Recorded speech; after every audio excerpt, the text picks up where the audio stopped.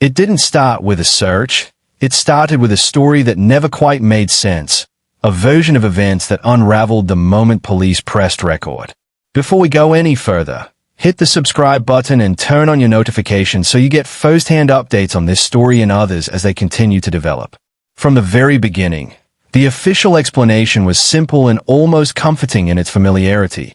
2 children wandered off and vanished. It's a narrative community have heard before, one that triggers sympathy, urgency, and a rapid mobilization of search resources. But police audio recordings later obtained tell a far more complicated and troubling story, one that quietly dismantles that original claim piece by piece. In the recordings, officers can be heard questioning basic assumptions that had already been presented to the public as fact. The tone is not frantic or reactive, but analytical. Officers discuss the improbability of the children leaving unnoticed, the lack of disturbed ground or natural exit paths, and the absence of environmental clues that would normally accompany a wandering scenario. These are not emotional reactions. They are professional observations grounded in experience. What stands out most is how early these doubts emerged. Within hours, not days, officers are heard expressing concern that the scene does not match the story being told. There is no evidence of small footprints leading away from the property. No neighbors report seeing the children walking alone. No nearby cameras capture movement consistent with the timeline provided. Instead of expanding outward, the investigation's focus repeatedly circles back to the home itself. The recordings also reveal internal conversations about how quickly the wandered-away explanation was offered and how firmly it was asserted before a full assessment could be completed. In missing child cases, investigators typically keep multiple possibilities open. However, officers note that one explanation was pushed hard and early, raising concerns about whether it was designed to guide police thinking rather than reflect uncertainty. As the audio continues, officers discuss inconsistencies between what they are observing and what they are being told. The environment does not support accidental disappearance. The layout of the property, fencing, and visibility lines make unnoticed wandering unlikely. Even weather conditions are mentioned, with officers noting that certain signs should have been present if the children had walked away on foot. What these recordings ultimately do is strip away the simplicity of the original narrative. They show that, behind the scenes, law enforcement never fully accepted the wandering explanation. While the public was urged to search fields and roads, the professionals tasked with finding the truth were already questioning whether the children ever left the house alive at all. This gap between public messaging and private assessment becomes one of the most significant themes of the case. It suggests that the investigation was not slow or confused, as some critics later claimed, but cautious, careful not to reveal doubts too early while evidence was still being gathered. The audio does not prove guilt, but it powerfully demonstrates that the foundation of the official story was unstable from the start. Emergency calls involving missing children are usually chaotic. Voices shake, words tumble over each other, and panic dominates the line. That's what dispatchers are trained to handle. But in this case, the 911 call immediately stood out, not because of what was said, but how it was said. The mother's voice was calm, controlled, and remarkably composed. She provided information clearly, without hesitation, and seemed prepared with specific phrasing.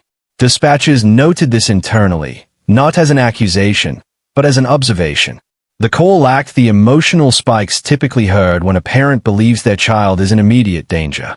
More striking was her command of the narrative. Rather than responding reactively to the dispatcher's questions, she often redirected the conversation back to her version of events. She emphasized that the children had wandered off, repeating the idea without being prompted. This repetition subtly framed the situation before first responders even arrived. Experts who later reviewed the call pointed out that emotional responses vary, and calmness alone does not indicate wrongdoing. However, they also noted that narrative control during an emergency call can be significant, especially when combined with other inconsistencies. The mother did not speculate, ask questions, or express confusion. Instead, she delivered a concise story, almost as if reading from a mental script. There were also notable omissions. She did not describe frantic searching, immediate fear, or uncertainty about where the children might be. The urgency came from the situation itself, not from her tone. At several points, she corrected herself quickly, adjusting wording in a way that suggested careful thought rather than spontaneous speech. Dispatch logs show that the call was flagged for follow-up review, not because it was inappropriate, but because it was atypical. Officers later compared the call to countless others and noted how rarely parents maintain that level of composure in the first moments of a disappearance. Again, this does not prove intent or guilt. Trauma can manifest in many ways. But within the broader context of the case, the 911 call becomes an early indicator that the story may have been constructed rather than discovered. It set the tone for everything that followed, anchoring the wandering narrative before evidence had a chance to speak for itself. When investigators interviewed both adults separately, they expected natural variations. Memory differs. Stress alters perception. Small discrepancies are normal. What they did not expect was how closely the two accounts mirrored each other, not just in facts, but in phrasing. Both adults described the timeline using nearly identical language. Key moments were framed the same way, with the same explanations offered in the same order. Even minor details, such as when doors were opened or when concern first set in, matched with an unusual level of precision. Investigators are trained to notice this kind of alignment. When stories are genuinely recalled, they overlap in substance but differ in expression. The similarity suggested prior discussion. It raised the possibility that the narrative had been agreed upon before police ever arrived. More concerning was how both adults handled follow-up questions. When pressed on unclear points, they did not diverge or show confusion. Instead, they returned to the same core explanation, sometimes repeating exact phrases. This consistency, rather than reassuring investigators, heightened their concern. Body language analysis later added to these observations. In early interviews, both adults appeared focused on maintaining the story rather than exploring possibilities. They corrected themselves quickly and avoided speculative language. There was little emotional variance between the two, despite being interviewed separately. Investigators documented these observations carefully, aware of the seriousness of such implications.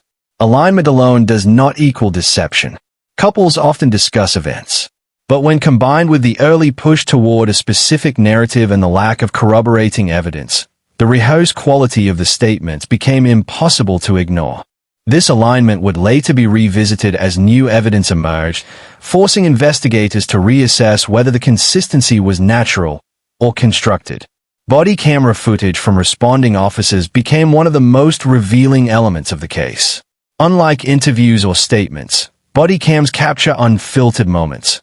What people say when they believe no one is analyzing every word.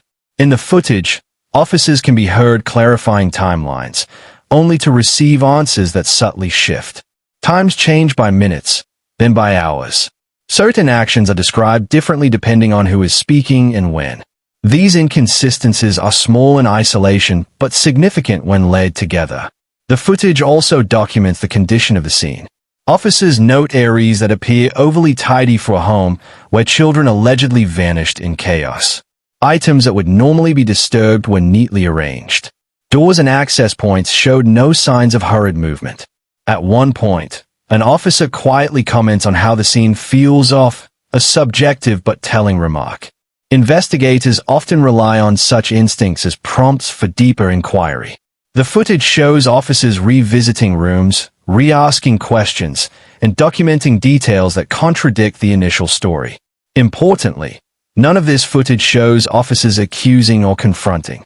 Instead, it captures a growing internal awareness that the situation is not aligning with expectations. The timeline inconsistencies become especially important later, when forensic evidence begins to fill in gaps the story could not explain. Forensic analysis changed everything. What initially appeared to be a clean home revealed a different truth under laboratory testing. Investigators found trace blood evidence belonging to both children in areas that had clearly been cleaned. The presence of clean blood is significant. It suggests not only injury or harm, but an attempt to remove evidence. Luminol testing revealed patterns consistent with wiping rather than accidental spills. These were not random traces. They followed lines and edges typical of deliberate cleaning. Experts testified that the amount and distribution of the blood could not be explained by everyday childhood scrapes. While minor injuries happen, they do not require extensive cleaning across multiple surfaces. The fact that blood from both children was found raised further concern. Equally important was the timing. The cleaning appeared recent, occurring before law enforcement arrived. This directly contradicted statements claiming no unusual activity had taken place prior to the disappearance. For investigators, this evidence shifted the case from a missing person search to a potential crime scene. It did not identify who was responsible or exactly what happened, but it confirmed that the wandering explanation could no longer stand on its own. This case did not unravel in a single dramatic moment. It came apart slowly, through audio recordings, forensic testing, digital footprints, and words spoken when people believed no one was listening. What began as a simple story of children wandering away evolved into a complex investigation filled with contradictions and unanswered questions. At its core, this is a reminder that early narratives can be misleading, and that truth often emerges not through loud declarations, but through careful, methodical work. As this case continues, the evidence tells one clear story. The truth is rarely as simple as it first appears, and every detail matters.